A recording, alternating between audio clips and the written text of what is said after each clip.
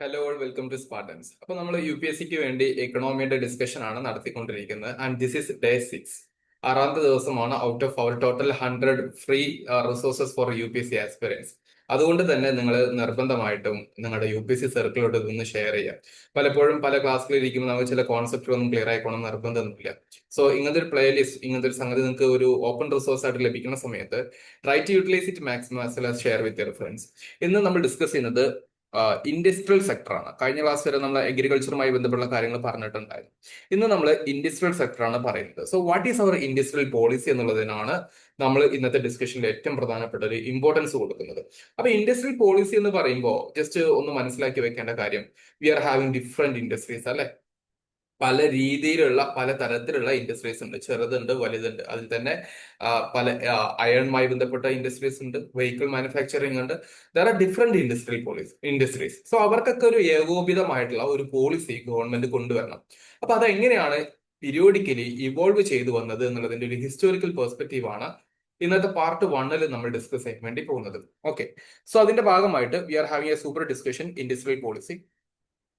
അപ്പൊ ഇൻഡസ്ട്രിയൽ പോളിസിയുടെ ഭാഗമായിട്ട് നിങ്ങൾ ബേസിക്കലി അറിഞ്ഞിരിക്കേണ്ടത്, ഇൻഡസ്ട്രീസ് എന്ന് പറയുന്നത് പെട്ടെന്ന് ഒരു ദിവസം അങ്ങ് ഉണ്ടായി വന്നതല്ല. അപ്പൊ അതുകൊണ്ട് തന്നെ we have to give much importance to this industries in different sense. For example നിങ്ങൾ നോക്കിക്കേ, നമ്മുടെ ഇൻഡസ്ട്രിയൽ പോളിസി എടുത്ത് നോക്കുന്ന സമയത്ത് we are having something before independence. 1947 മുന്നോടിയായിട്ട് കുറച്ച് കാര്യങ്ങൾ വരുന്നുണ്ട്. As well as post independent കുറച്ച് മാറ്റങ്ങളാണ് സംഭവിക്കുന്നത്. നിങ്ങൾക്ക് ഈ ഒരു ടോപ്പിക് പറയുമ്പോൾ തന്നെ നിങ്ങൾക്ക് ഏകദേശം ആയിട്ട് ഉണ്ടാവും. ബിഫോർ ഇൻഡിപെൻഡൻസ് നമ്മുടെ എക്കണോമിയുടെ ട്രെൻഡ് നേച്ചർ എന്നൊക്കെ പറയുന്നത് സംതിങ് ബ്രിട്ടീഷ് ഇക്കണോമിയാണ്. അപ്പൊ അതുമായി ബന്ധപ്പെട്ടിട്ട് എന്തൊക്കെ പ്രധാനപ്പെട്ട ഡെവലപ്മെന്റ്സ് ആണ് നമ്മുടെ ഒരു ഇൻഡസ്ട്രിയൽ പോളിസിയിൽ നമ്മൾ അഡോപ്റ്റ് ചെയ്യാൻ വേണ്ടി ശ്രമിച്ചിട്ടുണ്ടായിരുന്നത്. As well as post economy, നമ്മൾ ആദ്യത്തെ ക്ലാസ്സിൽ പറഞ്ഞിട്ടുണ്ടായിരുന്നു Indian economy on the eve of independence എന്ന് പറയുന്ന ഒരു ചാപ്റ്റർ. അപ്പൊ അത് കാണാത്തവരുണ്ടെങ്കിൽ നിർബന്ധമായിട്ട് കാണുക. അപ്പൊ നിങ്ങൾക്ക് മനസ്സിലാവും ഇന്ത്യയുടെ ഇൻഡസ്ട്രീസിന്റെയും മറ്റു സെക്ടേഴ്സിന്റെയും കണ്ടീഷൻ എന്തായിരുന്നു എന്നുള്ളത്. അത് അടിസ്ഥാനത്തിൽ വേണം ഈ ടോപ്പിക്ക് പഠിക്കാൻ. അപ്പൊ നമ്മൾ ആദ്യം പഠിക്കുന്നത് ഇൻഡസ്ട്രിയൽ പോളിസി ബിഫോർ 1947. അതിലെ ഏറ്റവും പ്രധാനപ്പെട്ട ചില പ്ലാനുകളായിരുന്നു, ചില എന്താണ് ഇൻഡസ്ട്രിയൽ പോളിസികളുമായി ബന്ധപ്പെട്ട ചില പോളിസീസ് ആണ് പറയുന്നത്. അതിലൊന്നായിരുന്നു ദ ബോംബെ പ്ലാൻ ഓഫ് 1944. ഞാനിവിടെ എഴുതി തരുന്നത് ഇത് എഴുതി പഠിക്കേണ്ട ഒരു ടോപ്പിക് ആയതുകൊണ്ടാണ്. പിന്നെ ആ വർഷത്തിൽ തന്നെ വന്നിട്ടുണ്ടായിരുന്ന മറ്റൊന്നാണ് ഗാന്ധിയൻ പ്ലാൻ. സോ ഗാന്ധിയുടെ ഒരു ഐഡിയോളജി നിങ്ങൾക്ക് ഓൾറെഡി അറിയാം. നിങ്ങൾ ഒരു പക്ഷേ DPSPയിലും മറ്റൊക്കെ പഠിച്ചിട്ടുണ്ടാവും. അതും 1944 വരുന്നത്. അങ്ങനത്തെ ചില ആശയങ്ങൾ. പിന്നെ പീപ്പിൾസ് പ്ലാൻ എന്ന് പറയുന്ന ഒരു പ്ലാൻ വരുന്നുണ്ട്. People's plan 1945. Then most importantly another plan is called as Sarvodaya plan. Sarvodaya plan 1950. അപ്പൊ ഇങ്ങനെ 4 പ്രധാനപ്പെട്ട പ്ലാനുകളുടെ ഒരു സമ്മറിയാണ് നമ്മൾ ഇന്ന് ഡിസ്കസ് ചെയ്യാൻ വേണ്ടി പോകുന്നത്. Once again let me repeat it for you guys. ഒന്ന്, നമ്മൾ ബോംബെ പ്ലാൻ ആണ് പറയുന്നത് 1944. ഇതിന്റെ ബേസിക് ഐഡിയ, ഇത് കുറച്ച് ഇൻഡസ്ട്രിയലിസ്റ്റ്, നമ്മൾ ടാറ്റ തുടങ്ങിയിട്ടുള്ള കമ്പനികൾ, അങ്ങനെ ഇൻഡസ്ട്രിയലിസ്റ്റ് ആയിട്ടുള്ള ആൾക്കാർ കൊണ്ടുവച്ചിട്ടുള്ള പ്ലാനാണ് Bombay plan. Then Gandhian plan എന്ന് പറയുന്നത് ദാറ്റ് ഈസ് സംതിങ് ഒരു വില്ലേജ് ഇക്കണോമിക്ക് ഇമ്പോർട്ടൻസ് കൊടുക്കുന്നതാണ്. And that is brought by this person Shriman Narayan Agarwal എന്ന് പറയുന്ന ഇദ്ദേഹമാണ് അത് മുന്നോട്ട് വെച്ചിട്ടുണ്ടായിരുന്നത്. ദെൻ പീപ്പിൾസ് പ്ലാൻ വരുന്നുണ്ട്. അത് മുന്നോട്ട് വെച്ചിട്ടുണ്ടായിരുന്ന പ്രധാനപ്പെട്ട വ്യക്തിയാണ് നമ്മുടെ MN Roy. Okay, MN Roy എന്ന് പറയുന്ന ഒരു പേഴ്സണാലിറ്റി നിങ്ങൾ മനസ്സിലാക്കി വെക്കേണ്ടത് is associated with more communist Marxist ideology. അപ്പൊ അങ്ങനെ ഒരു പ്ലാനാണ് വരുന്നത്. ആൻഡ് ജയപ്രകാശ് നാരായണന്റെ JP യുടെ പ്ലാനാണ് സർവോദയ പ്ലാൻ എന്ന് പറയുന്നത്. സോ ഈ രീതിയിൽ ബേസിക്കലി നിങ്ങൾ മനസ്സിലാക്കി വെക്കുക. ഇതാണ് നമ്മളുടെ പ്രീ 1947 ബന്ധപ്പെട്ട ഏറ്റവും സിഗ്നിഫിക്കന്റ് പ്ലാൻ. അപ്പൊ 950 എന്ന് പറയുന്നത് 1947 മുന്നേ അല്ലല്ലോ, ശേഷമാണെന്ന് തോന്നുന്നു. പക്ഷെ ഞാൻ പറയുന്നത് these are some generalised different plans proposed by certain people. എന്നാൽ പോസ്റ്റ് 1947 നമ്മൾ പീപ്പിളിനേക്കാൾ കൂടുതൽ ഇമ്പോർട്ടൻസ് കൊടുക്കുന്നത് എങ്ങനെയാണ്? ത്രൂ നമ്മുടെ 5-year plan as well as government measures ആണ്. അപ്പൊ ഗവൺമെന്റ് മെഷേഴ്സ് എടുക്കുന്നതിൽ ഏറ്റവും സിഗ്നിഫിക്കന്റ് ആയിട്ടുള്ള ഒരു മെഷറാണ് പിന്നീട് വന്നിട്ടുണ്ടായിരുന്ന, let me use another colour, പിന്നീട് വന്നിട്ടുണ്ടായിരുന്ന ദ ഇൻഡസ്ട്രിയൽ പോളിസി ഓഫ് 1948. 1948 ഒരു പോളിസി വരുന്നുണ്ട്. രണ്ടാമത്തേതാണ് ഇൻഡസ്ട്രിയൽ പോളിസി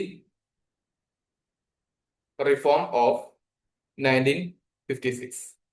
പിന്നീട് ഏറ്റവും സിഗ്നിഫിക്കന്റ്, പിന്നീട് ഇടയ്ക്ക് കുറച്ച് മാറ്റങ്ങൾ ഉണ്ടായിരുന്നെങ്കിലും ഏറ്റവും സിഗ്നിഫിക്കന്റ് മാറ്റം എപ്പോഴും വരുന്നത് 1991 ലിബറലൈസേഷൻ മുഖേനയാണ്. ലിബറലൈസേഷൻ. അപ്പൊ ഈ രീതിയിലാണ് ടോപ്പിക് നിങ്ങൾ മനസ്സിലാക്കി വെക്കേണ്ടത്. So for your examination sometimes based on the prelims നിങ്ങൾക്ക് ഇങ്ങനത്തെ ഒരു തീമിന്റെ ഒരു ജനറൽ ഐഡിയ ആവശ്യം ഉണ്ടാകും. മെയിൻസിലോട്ട് നിങ്ങൾക്ക് ട്രാൻസിഷൻ ആവശ്യം വരും. ഓക്കെ, അപ്പൊ ആ രീതിയിൽ ടോപ്പിക്കിന് വളരെ സിഗ്നിഫിക്കൻസ് ഉണ്ട് എന്ന് മനസ്സിലാക്കിയിട്ട് തന്നെ നിങ്ങൾ പഠിക്കാൻ വേണ്ടി ശ്രമിക്കുക. സിലബസിൽ ഓരോ പ്രധാനപ്പെട്ട വാക്കുകളാണ് എന്ന രീതിയിൽ കൃത്യമായിട്ട് അറിഞ്ഞിരിക്കാനും ശ്രമിക്കുക കേട്ടോ. സോ ഇതാണ് നമ്മുടെ പ്രൈമറി ഡിസ്കഷൻ. അപ്പൊ അതിൽ ഇന്ന് നമ്മൾ ഇന്നത്തെ ഒരു സെഷനിൽ ഡിസ്കസ് ചെയ്യാൻ വേണ്ടി പോകുന്നത് പ്രീ 1947 ബിഫോർ ഇൻഡിപെൻഡൻസ് ഉണ്ടായിരുന്ന Bombay plan, Gandhian plan, people's plan as well as Sarvodaya plan. ഇതാണ് നമ്മൾ ഡിസ്കസ് ചെയ്യുന്നത്. അപ്പൊ ഒന്നുകൂടെ ഒന്ന് മനസ്സിലാക്കി വെക്കുക. ബോംബെ പ്ലാൻ 1944 ആ വർഷം തന്നെയാണ് ഗാന്ധിയൻ പ്ലാൻ വരുന്നത്. 45 people's plan, 50 Sarvodaya plan. Okay, Bombay plan കുറച്ച് ഇൻഡസ്ട്രിയലിസ്റ്റ് 8ഓളം വരുന്ന ഇൻഡസ്ട്രിയലിസ്റ്റ് കൂടി ചേർന്ന് ഉണ്ടാക്കിയിട്ടുള്ള പ്ലാൻ ആണ്. ഗാന്ധിയൻ പ്ലാൻ ശ്രീമാൻ നാരായൺ അഗർവാൾ എന്ന് പറയുന്ന വ്യക്തിയുടെ കോൺട്രിബ്യൂഷൻ ആണ്. പീപ്പിൾസ് പ്ലാനിലെ ഏറ്റവും പ്രധാനപ്പെട്ട വ്യക്തിയാണ് MN റോയ്. ആൻഡ് സർവോദയ പ്ലാനുമായിട്ട് അസോസിയേറ്റ് ചെയ്യുന്ന വ്യക്തിയാണ് ജയപ്രകാശ് നാരായൺ. അപ്പൊ ഈ രീതിയിൽ ടോപ്പിക് ഒന്ന് മനസ്സിലാക്കി വെക്കുക. Of the introduction is so far clear. ഇത് ക്ലിയർ ആണോ അല്ലേ എന്നുള്ളത് ഒന്ന് കമന്റ് ചെയ്യണേ.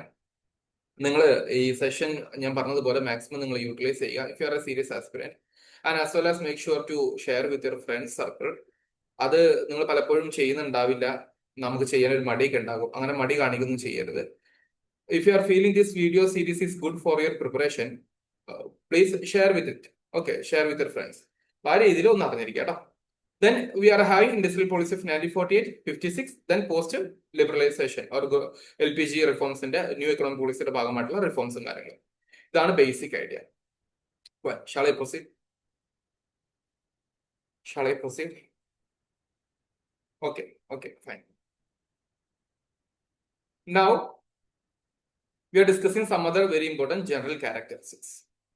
എന്തിന്റെ പ്രീ 1947 1947 മുന്നേ ഉണ്ടായിരുന്ന ഇൻഡസ്ട്രീസിന്റെ ജനറൽ ക്യാരക്ടറൈസേഷൻ ആണ് ആദ്യം പറയുന്നത്. ഇന്ത്യ എന്താണ്? ഒരു പ്രൈമറിലി അഗ്രേറിയൻ ആയിരുന്നു, പ്ലസ് ബ്രിട്ടീഷ് കൊളോണിയൽ സ്റ്റേറ്റിന് കീഴിലുണ്ടായിരുന്ന ഒന്നാണ്. സോ ബ്രിട്ടീഷ് റൂളിന്റെ കീഴിലുണ്ടായിരുന്ന ഒരു അഗ്രേറിയൻ ഡോമിനേറ്റഡ് ആയിട്ടുള്ള ഒരു ഇക്കണോമിയാണ് ഉണ്ടായിരുന്നത്. And we had the experience of deindustrialisation as part of the British colonial exploitation. Drain of വെൽത്തും അവരുടെ ഇൻഡസ്ട്രിയൽ റവല്യൂഷന്റെ ഭാഗമായിട്ടുള്ള പോളിസികളുടെ അടിസ്ഥാനത്തിൽ ഡി ഇൻഡസ്ട്രിയലൈസേഷൻ ആണ് ഇന്ത്യയിൽ നടന്നിട്ടുണ്ടായിരുന്നത്. And there is no coherent industrial policy by the British for Indian benefit. ബ്രിട്ടീഷുകാര് ഇന്ത്യക്കാർക്ക് വേണ്ടിയിട്ടുള്ള ഒരു ബെനിഫിറ്റിന് വേണ്ടി ഒരു പോളിസികളൊന്നും മെഷേഴ്സ് ആയിട്ട് വലിയ സീരിയസ് ആയിട്ട് എടുത്തിട്ടുണ്ടായിരുന്നില്ല. അതുകൊണ്ടാണ് പിന്നീട് നമ്മൾ പറഞ്ഞ Bombay plan, Gandhian plan, then people's plan as well as Sarvodaya plan. ഇതൊക്കെ മുമ്പന്തിൽ ആരാണ്? All are by Indians. കേട്ടോ, അതാണ് അതിന്റെ ഒരു കോമൺ കാര്യം. And we can see some of the very important sectors മാത്രമാണ് ബ്രിട്ടീഷുകാരുടെ സമയത്ത് ഫോക്കസ് ആയിട്ടുണ്ടായിരുന്നത്, such as the textile industry, jute, iron and steel. ഇതൊക്കെ എന്താണ്? ഇൻഡസ്ട്രിയൽ റവല്യൂഷനുമായി ബന്ധപ്പെട്ടിട്ട് അവർക്ക് ആവശ്യമുണ്ടായിരുന്ന സെക്ടേഴ്സ് ആണ് എന്നുള്ളതാണ് മറ്റൊരു ഐഡിയ. ഏറ്റവും കൂടുതൽ പ്രോഫിറ്റ് ക്രിയേറ്റ് ചെയ്യുന്ന ചില സെക്ടേഴ്സ് ആണ്. അപ്പൊ ആ രീതിയിൽ ടോപ്പിക്കിനെ ജനറലി ഒന്ന് മനസ്സിലാക്കുക എന്നുള്ളതാണ് we are having this discussion. Some of the very important general characteristics of pre-independent industrial policy or industrial system. ഇനി ഇതിലോട്ട് കുറച്ചൊരു ഫാക്ച്വൽ ആയിട്ട് കുറച്ച് കാര്യങ്ങൾ നമ്മൾ എവല്യൂഷനിൽ പഠിക്കുകയാണ്. ഇതും നിങ്ങളൊന്ന് അറിഞ്ഞിരുന്നു. ചിലപ്പോൾ നിങ്ങൾക്ക് ആവശ്യം വരും, ഒരു പക്ഷേ പ്രിലിംസിനായിരിക്കും ആവശ്യം വരുന്നത്. 1854 during the period of Lord Dalhousie, you can see there happened the first cotton textile mill at Bombay. ബോംബെയിലാണ് ആദ്യത്തെ കോട്ടൺ ടെക്സ്റ്റൈൽ മില്ല് വരാൻ വേണ്ടി പോകുന്നത്. അതുകൊണ്ട് ഒരു ഇൻഡസ്ട്രിയൽ ആക്ടിവിറ്റിയുമായി ബന്ധപ്പെട്ടിട്ടുള്ള ഒരു കാര്യം വരുന്നു. And that started the modern industry in India. 1907 TISCO വരുന്നത്, that is Tata iron and steel company. നിങ്ങൾക്ക് അറിയാം, അത് 1907 വരുന്നത്. That's a indigenous industrial effort, അതായത് ഇന്ത്യക്കാരായിട്ടുള്ള ആൾക്കാരുടെ ചില എഫേർട്ടിന്റെ അടിസ്ഥാനത്തിലാണ് ടിസ്കോ വരുന്നത്, ടാറ്റ. ഓക്കെ, 1916-30 സമയത്ത് ഇന്ത്യൻ ഇൻഡസ്ട്രിയൽ കമ്മീഷൻ എന്നൊക്കെ പറഞ്ഞിട്ട്, താരിഫ് ബോർഡ് എന്നൊക്കെ പറഞ്ഞിട്ടുള്ള ചില ഇവന്റുകൾ, ചില പോളിസികൾ ഇവർ രൂപീകരിക്കാൻ വേണ്ടി ശ്രമിച്ചിട്ടുണ്ടായിരുന്നു. അവർ അതിൽ കൂടുതൽ ഇമ്പോർട്ടൻസ് കൊടുത്തത് എന്താ? Protective tariff measure. എന്താണ്? നമ്മുടെ ലോക്കൽ ഇൻഡസ്ട്രീസ്, ഇൻഡിജിനസ് ആയിട്ടുള്ള ഇന്ത്യൻ ഇൻഡസ്ട്രീസ് വൈദേശികമായിട്ടുള്ള ഫോറിൻ ഇൻഡസ്ട്രീസിന്റെ ഇടപെടൽ മൂലം എന്ത് ചെയ്യാൻ പാടില്ല, അവരുടെ ഉൽപ്പന്നങ്ങൾ മൂലം നശിക്കാൻ പാടില്ല. അതിനുവേണ്ടി നമ്മൾ എന്ത് ചെയ്യും? Protective tariff issue. ഇപ്പൊ നമ്മൾ കസ്റ്റം ഡ്യൂട്ടിക്ക് കൊടുക്കാറില്ലേ? അപ്പൊ അങ്ങനത്തെ കുറച്ച് കാര്യങ്ങൾ. ഓക്കെ, അപ്പൊ അതിന്റെ ഭാഗമായിട്ട് പ്രൊട്ടക്റ്റീവ് താരിഫ് അവര് മുന്നോട്ട് വെക്കുന്നുണ്ട്. ഇത് ബ്രിട്ടീഷുകാർ സ്വീകരിക്കണം. 1940 സമയത്താണ് industrial policy statement by the British. ബ്രിട്ടീഷുകാർ ഒരു ഇൻഡസ്ട്രിയൽ പോളിസി സ്റ്റേറ്റ്മെന്റ് കൊണ്ടുവരുന്നത് 1940. അപ്പൊ 1940 വരേക്കും അവരൊരു തേങ്ങയും ചെയ്തിട്ടില്ല. സിംപ്ലി സെയിം, അവർ പ്രത്യേകിച്ച് നമ്മുടെ എക്കണോമിയുടെ പ്രോഗ്രസിന് വേണ്ടി പ്രത്യേകിച്ച് കാര്യങ്ങളൊന്നും ചെയ്തിട്ടില്ല എന്നുള്ളതാണ് അവിടെ മനസ്സിലാക്കി വെക്കുന്നത്. And it's the first formal statement on industrial development by colonial government. അതാണ് അവർ ചെയ്തിട്ടുണ്ടായിരുന്നത്. പിന്നീട് നമ്മൾ പറഞ്ഞ പോലെ 1945 മുതൽക്ക് Bombay plan by Indian industries വരുന്നുണ്ട്. അപ്പൊ അതിന്റെ ബാക്കി ഫീച്ചേഴ്സും കാര്യങ്ങളും നമുക്ക് ഡീറ്റെയിൽ ആയിട്ട് ഡിസ്കസ് ചെയ്യുകയും ചെയ്യാം. And that advocated state led development blue print for post independence planning എന്നൊക്കെ വിശേഷിപ്പിക്കുന്നതാണ് ബോംബെ പ്ലാൻ മുതൽക്കാണ്. അപ്പൊ നിങ്ങൾക്ക് ഏകദേശം ഒരു ഐഡിയ ഇട്ടിട്ടുണ്ടാവും എങ്ങനെയാണ് ഇൻഡസ്ട്രിയൽ പോളിസി ഇവഞ്ച്വലി ഇവോൾവ് ചെയ്ത് വരാൻ വേണ്ടി പോകുന്നത് എന്നുള്ളതിനെ കുറിച്ച്. നിങ്ങൾ ജസ്റ്റ് ഇതൊന്ന് വായിച്ചു നോക്ക്, ജസ്റ്റ് വായിച്ചാൽ മതി. Not necessary to have a active learning. 1854 സമയത്താണ് ടെക്സ്റ്റൈൽ ഇൻഡസ്ട്രി മില്ല് ബോംബെയിൽ വരുന്നത് എന്നുള്ളൂ. 1907 ടിസ്കോ എസ്റ്റാബ്ലിഷ് ചെയ്യുന്നത്. 1940 സമയത്താണ് ബ്രിട്ടീഷുകാരുടെ ഇൻഡസ്ട്രിയൽ പോളിസി സ്റ്റേറ്റ്മെന്റ് ആദ്യമായിട്ട് വരുന്നത് എന്നുള്ള ഒരു ജനറൽ ഐഡിയ ഉണ്ടാക്കിയെടുക്കുക. അത്ര മതി, ബാക്കി നമുക്ക് ഡീറ്റെയിൽ ആയിട്ട് പഠിക്കാം. So just read it guys.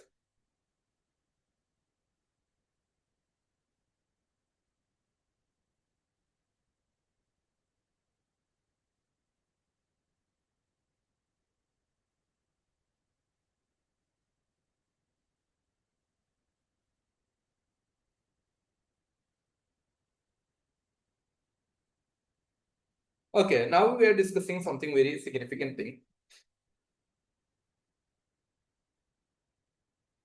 Bombay plan. ഇവിടെ മുതൽ വളരെ കൃത്യമായിട്ട് മനസ്സിലാക്കി വെക്കുക ഓരോ കാര്യങ്ങളും.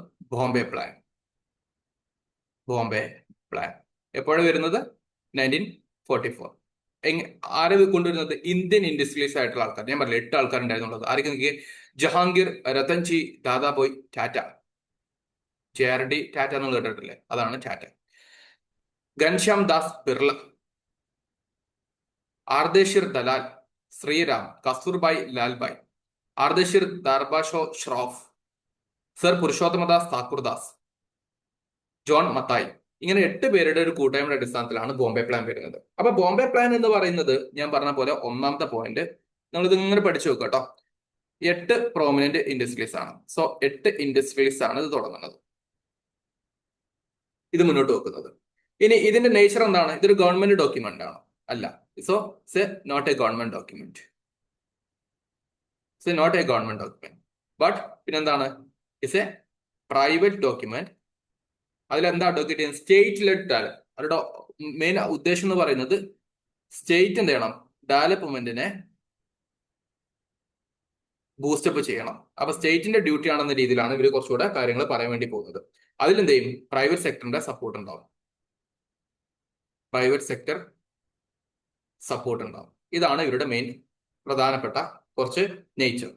ഇനി ഇതിന്റെ പ്രധാനപ്പെട്ട ഒബ്ജക്റ്റീവ് വരുന്നതാണ് ഇവര് 15 വർഷത്തേക്കുള്ള ഒരു പ്രപ്പോസലാണ് ഇത് മുന്നോട്ട് വെച്ചത്. ആ 15 വർഷത്തിനുള്ളിൽ ഇവർക്ക് എങ്ങനെയൊക്കെ നമുക്ക് ഡെവലപ്മെന്റ് കൊണ്ടുവരാൻ വേണ്ടി പറ്റും. So 15 year development strategy. അതിന്റെ ഭാഗമായിട്ട് ഇവര് ഉദ്ദേശിച്ചിട്ടുണ്ടായിരുന്ന പ്രധാനപ്പെട്ട കാര്യമാണ് ഈ 15 വർഷത്തിൽ നമ്മുടെ പെർ ക്യാപിറ്റ ഇൻകം വേണം ഡബിൾ ചെയ്യണം. Double the per capita income. ഇതാണ് ഇവരുടെ പ്രധാനപ്പെട്ട ഒബ്ജക്റ്റീവ്. ഓക്കെ, ഇതിന്റെ ഭാഗമായിട്ട് they are having a mixed economy. അവർ അത് തന്നെയാണ് കുറച്ചുകൂടി ഇമ്പോർട്ടൻസ് കൊടുത്തത്. പക്ക എന്തല്ല, ക്യാപിറ്റലിസ്റ്റ് എക്കണോമി അല്ല.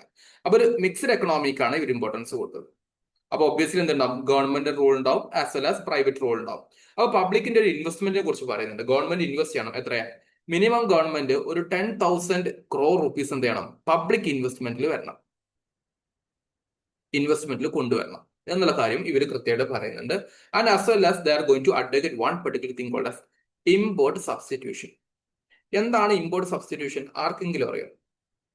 സബ്സ്റ്റിറ്റ്യൂഷൻ എന്താണ്? Import substitution it's a concept. ആർക്കെങ്കിലും അറിയാം? ഇമ്പോർട്ട് സബ്സ്റ്റിറ്റ്യൂഷനുമായി ബന്ധപ്പെട്ട നോട്ട് ഞാൻ നമ്മുടെ ടെലിഗ്രാം ചാനലിൽ കൊടുത്തിട്ടുണ്ട്. നിങ്ങൾക്ക് അതിൽ ജോയിൻ ചെയ്ത് കഴിഞ്ഞാൽ നിങ്ങൾക്ക് ആ നോട്ട് കാണാൻ വേണ്ടി പറ്റും. ഓക്കെ, നിങ്ങൾക്ക് ആർക്കെങ്കിലും ഇമ്പോർട്ട് സബ്സ്റ്റിറ്റ്യൂഷൻ എന്താ സിംപ്ലി പറയാൻ പറ്റുവാണെങ്കിൽ just do comment in the video it self. ഇതാണ് ബേസിക് ആയിട്ടുള്ള കാര്യം. അപ്പൊ ഇത്രയും കാര്യങ്ങളാണ് ബോംബെ പ്ലാൻ മുന്നോട്ട് വെച്ചിട്ടുണ്ടായത്. പക്ഷെ ബോംബെ പ്ലാൻ ഒരു industrial policy as well as industrialist മുന്നോട്ട് വെച്ചൊരു പോളിസി ആയതുകൊണ്ട് തന്നെ ഇതിന്റെ ബദലായിട്ടുള്ള അതർ പോളിസീസും വരുന്നുണ്ട്. അപ്പൊ അത് നമുക്ക് ഡിസ്കസ് ചെയ്യാം. അപ്പൊ അതിന് മുന്നേ ഇത്രയും കാര്യങ്ങളൊന്നും അറിഞ്ഞിരിക്കാം. Let me repeat it guys for you. ഒന്ന് 8 ഇൻഡസ്ട്രീസ് ആണ്. ആരൊക്കെയാണ്? ടാറ്റ, ബിർള, പിന്നെ ബാക്കിയുള്ള ഒരു 6 പേര് വരുന്നുണ്ട് എന്നുള്ളത് അറിഞ്ഞിരിക്കാം. ഇത് ഗവൺമെന്റ് ഡോക്യുമെന്റ് അല്ല. സോ പ്രൈവറ്റ് ആയിട്ടുള്ള കാര്യമാണ്. പ്രൈവറ്റ് സപ്പോർട്ടിന്റെ കീഴിൽ ഗവൺമെന്റ് എന്ത് ചെയ്യണം? സ്റ്റേറ്റ് ഒരു ഡെവലപ്മെന്റ് മുന്നോട്ട് കൊണ്ടുവെക്കണം എന്ന് പറയുന്ന ഒരു മിക്സ്ഡ് എക്കണോമിയെ പ്രൊമോട്ട് ചെയ്യുന്ന ഒന്ന് തന്നെയായിരുന്നു. അതിന്റെ ഭാഗമായിട്ട് ഒരു 10,000 crore ഇൻവെസ്റ്റ്മെന്റ് അടുത്ത 15 വർഷത്തിനുള്ളിൽ ഗവൺമെന്റ് കൊണ്ടുവരും. അങ്ങനെ 15 വർഷത്തേക്കുള്ള ഒരു development strategy as well as doubling the per capita income എന്ത് ചെയ്യാണ്? ഡബിൾ ചെയ്യുക എന്നുള്ള ഒരു കോൺസെപ്റ്റ് ആണ് മുന്നോട്ട് കൊണ്ടുവച്ചിരുന്നത്. Along with import substitution. ഇതാണ് ബേസിക് ആയിട്ടുള്ള കാര്യം. ഓക്കെ, ഇനി നമ്മൾ ഇതുമായിട്ട് അസോസിയേറ്റ് ചെയ്യുന്ന ബദലായിട്ടുള്ള മറ്റു ചില പ്ലാനുകളാണ് അടുത്ത് പറയാൻ വേണ്ടി പോകുന്നത്. അതിൽ രണ്ടാമതായിട്ട് വന്നിട്ടുണ്ടായിരുന്ന പ്ലാനാണ് എന്ന് പറഞ്ഞു ഗാന്ധിയൻ പ്ലാൻ പറഞ്ഞു. Gandhian plan village economic importance കൊടുക്കുന്നതാണ്. പക്ഷെ അതിനേക്കാൾ ഇമ്പോർട്ടന്റ് പീപ്പിൾസ് പ്ലാൻ എന്ന് പറയുന്ന ഒരു പ്ലാനാണ്. ഇതിനെ നമുക്ക് വേണമെങ്കിൽ മാർക്സിസ്റ്റ് പ്ലാൻ എന്ന് വേണമെങ്കിൽ വിശേഷിപ്പിക്കാം, or Marxist approach in industrial policy. അപ്പൊ എന്തായിരിക്കും മാർക്സിസ്റ്റ് അപ്രോച്ച് എന്ന് പറയുന്നത്? ബേസിക്കലി എന്താണ് അത്? ക്യാപിറ്റലിസത്തിനെതിരായിരിക്കും. അപ്പൊ ഒന്നാമത്തെ പോയിന്റ് നമുക്ക് പറയാം ഇസ് എൻ ആന്റി ക്യാപിറ്റലിസ്റ്റ് എന്ന് നമുക്ക് പറയാം. രണ്ടാമത്തത് ആന്റി ക്യാപിറ്റലിസ്റ്റ് എന്ന് പറയുമ്പോൾ തന്നെ ഏറ്റവും പ്രധാനപ്പെട്ട കാര്യമാണ് എന്ത്? ഓണർഷിപ്പ് ആരുടെ അടുത്തായിരിക്കും? ഓണർഷിപ്പ് അത് പബ്ലിക്കിനടുത്തായിരിക്കണം. സോ പബ്ലിക് ഓണർഷിപ്പ്, ഇവിടെ പബ്ലിക് പറഞ്ഞ ജനങ്ങൾ മാത്രമല്ല ഗവൺമെന്റിനാണ് കൂടുതൽ ഇമ്പോർട്ടൻസ് കൊടുക്കുന്നത്. ഓക്കെ, അപ്പൊ പബ്ലിക്കിന് ഓണർഷിപ്പ് കൊടുക്കുക എന്നുള്ളതാണ് ഇവരുടെ പ്രധാനപ്പെട്ട ഉദ്ദേശം. ഇനി ഇതിന്റെ പ്രധാനപ്പെട്ട അഡ്വക്കേറ്റ് ഞാൻ നേരത്തെ പറഞ്ഞ പോലെ ആരായിരുന്നു? എം എൻ റോയ് ആയിരുന്നു. എം എൻ റോയ് പുള്ളിക്കാരൻ ഈ ഒരു പ്രോഗ്രാം കൊണ്ട് ഉദ്ദേശിച്ചത് the nationalisation of agriculture and industries.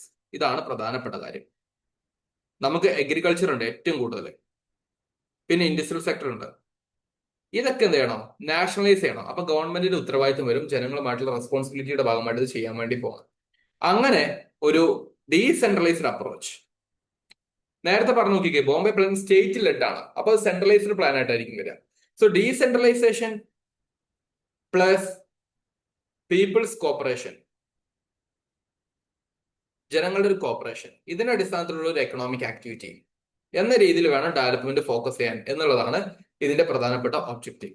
So once again let me brief it guys. കാരണം ഇതിന്റെ ഒക്കെ ഒരു മിക്സ്ചർ ആണ്. ഇതിന്റെയും ഈ പീപ്പിൾസ് പ്ലാന്റെയും ഗാന്ധിയുടെയും ഒക്കെ ഒരു മിക്സ്ചർ ആയിട്ട് പിന്നീട് വരാൻ വേണ്ടി പോകുന്ന ഒന്നാണ് എന്ത്? സർവോദയ പ്ലാൻ എന്നുള്ളത്. അപ്പൊ ബേസിക്കലി ഒരു കോൺസെപ്റ്റ് മനസ്സിലാക്കി തന്നെ നിങ്ങൾക്ക് ഏകദേശം ഐഡിയ കിട്ടും. Okay, so the point is that Gandhian പ്ലാനിന് ഇമ്പോർട്ടൻസ് കൊടുക്കുന്നത് ഗാന്ധി വില്ലേജ് സഫിഷ്യൻസിക്കാണ്. ഓക്കെ, പീപ്പിൾസ് പ്ലാൻ ഇമ്പോർട്ടൻസ് കൊടുക്കുന്നത് വില്ലേജുകൾക്കും അതുപോലെ ദേശീയ തലത്തിലും ഗവൺമെന്റിന്റെ ഒരു ആക്റ്റീവ് റോളിന് ഇമ്പോർട്ടൻസ് കൊടുത്തിട്ട് ഓണർഷിപ്പ് പബ്ലിക്കിന്റെ കയ്യിലായിരിക്കണം, ക്യാപിറ്റലിസ്റ്റിന്റെ കയ്യിലാകാൻ പാടില്ല. അതുകൊണ്ട് നാഷണലൈസേഷൻ മുന്നോട്ട് വെച്ചവരാണ് ആര്? People's plan by M N Roy. Okay, അപ്പൊ ഇതിന്റെ അടിസ്ഥാനത്തിൽ ഇനി വരാൻ വേണ്ടി പോകുന്ന ഒന്നാണെന്ത്? Sarvodaya plan of 1950 by J P Narayan. ഇതാണ് ബേസിക് ഐഡിയ. അപ്പൊ ഈ രീതിയിൽ നിങ്ങൾ ടോപ്പിക് കാര്യങ്ങൾ കൃത്യമായിട്ട് മനസ്സിലാക്കി പഠിക്കുക എന്നുള്ളതാണ്. Okay, now we are discussing the most important thing, Sarvodaya plan. സർവരുടെയും ഉദയം എന്നാലോചിച്ചാൽ മതി. Sarvodaya plan of 1950. ആരാണ് associated personality? J P Narayan. J P Narayan. Okay, J P Narayan. ഇതില് ഞാൻ പറഞ്ഞ പോലെ it's a mixture of Gandhian plus socialist or Marxist values. ഇതിന്റെ മിക്സ്ചർ ആയിട്ടാണ് ഇത് വരാൻ വേണ്ടി പോകുന്നത്. അപ്പൊ എന്ത് ചെയ്യും? സർവോദയം എന്ന് പറയുന്ന ഒരു കോൺസെപ്റ്റിലോട്ട് എത്തും. അപ്പൊ അതുകൊണ്ട് തന്നെ ഇവരുടെ പ്രധാനപ്പെട്ട focus areas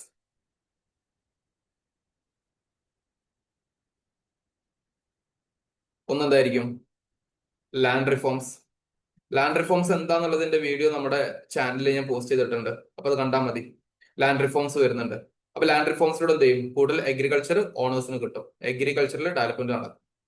then rural development importance കൊടുത്തു. കാരണം അന്ന് കൂടുതൽ സിറ്റി കൾച്ചർ ഇല്ല. അപ്പൊ റൂറൽ ഡെവലപ്മെന്റ് കൊടുത്തു കഴിഞ്ഞാൽ ഫുഡ് സെക്യൂരിറ്റി കാര്യങ്ങളൊക്കെ വരുള്ളൂ. ദെൻ അതിന്റെ ഭാഗമായിട്ട് കോട്ടേജ് ഇൻഡസ്ട്രീസ് ഇതിനൊക്കെയാണ് കൂടുതൽ ഇമ്പോർട്ടൻസ് കൊടുത്തിട്ടുണ്ടായിരുന്നത്. അങ്ങനെ ഒരു കോപ്പറേറ്റീവ് ഓണർഷിപ്പിന്, സ്റ്റേറ്റിന്റെയും ജനങ്ങളുടെയും ഒരു കൂട്ടായ്മയുടെ അടിസ്ഥാനത്തിലുള്ള ഒരു കോപ്പറേറ്റീവ് ഓണർഷിപ്പിന് ഇമ്പോർട്ടൻസ് കൊടുത്ത ഒന്നാണ് എന്ത്? സർവോദയ പ്ലാൻ എന്ന് പറയുന്നത്. So it's also we can see what they were anti capitalist. ക്യാപിറ്റലിസത്തിന് അത്ര താല്പര്യം ഉണ്ടായിരുന്നില്ല. അത് ബോംബെ പ്ലാൻ മാത്രമാണ് കുറച്ചുകൂടെ മുന്നോട്ട് വെച്ചിട്ടുണ്ടായിരുന്നത്. ഇനി ഇതിന്റെ ഫർദർ ഇമ്പാക്ട് ഓർ ഇൻഫ്ലുവൻസ് എന്തൊക്കെയായിരുന്നു?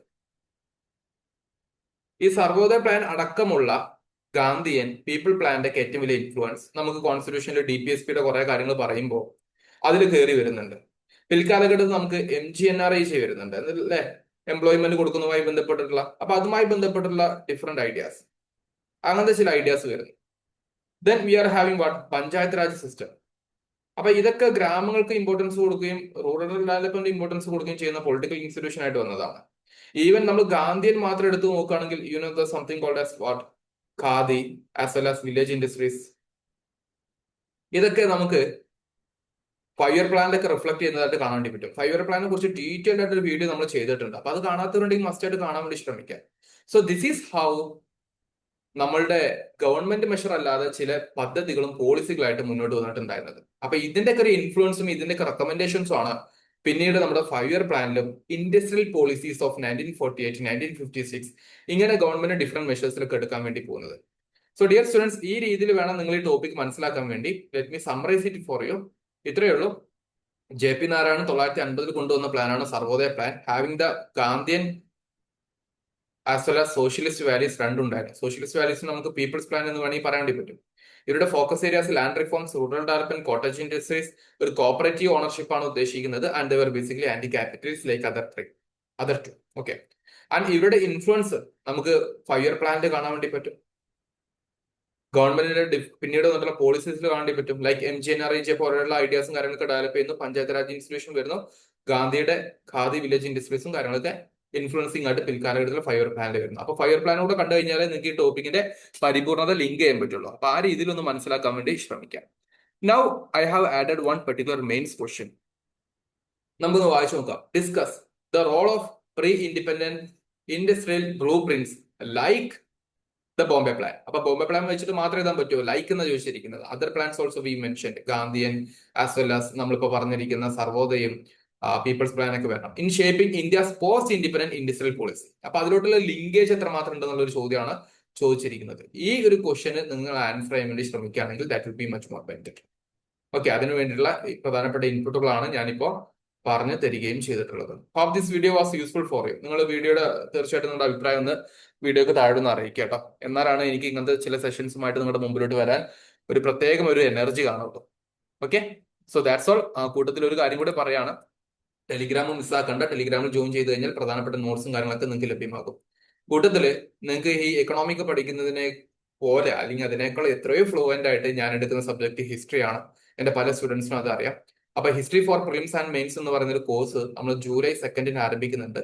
ഇന്ത്യൻ ഹിസ്റ്ററി ടോട്ടൽ കവർ ചെയ്യുക, അതിൽ കൾച്ചർ കൂടെ ഇന്റഗ്രേറ്റ് ചെയ്യുക, അത് പ്രിലിംസിനും മെയിൻസിനും ഉപകാരപ്പെടുത്തി തരിക എന്നുള്ളതാണ് ഉദ്ദേശം. ഓക്കെ, അപ്പോൾ 7 വർഷത്തെ എന്റെ ടീച്ചിങ് എക്സ്പീരിയൻസ് ഇതൊക്കെ വെച്ചിട്ടുള്ള ഒരു പ്രോഗ്രാമാണ്. അതിൽ ആദ്യം ജോയിൻ ചെയ്യുന്ന 30 പേർക്കാണ് 1750 ഓഫർ. അപ്പൊ വീഡിയോക്ക് താഴെ കൊടുത്തിരിക്കുന്ന ഗൂഗിൾ ഫോം അത് നിങ്ങൾക്കുള്ളതാണ്. താല്പര്യമുള്ള ആൾക്കാരാണെങ്കിൽ ഉടനടി ഗൂഗിൾ ഫോം ഫിൽ ചെയ്യുക.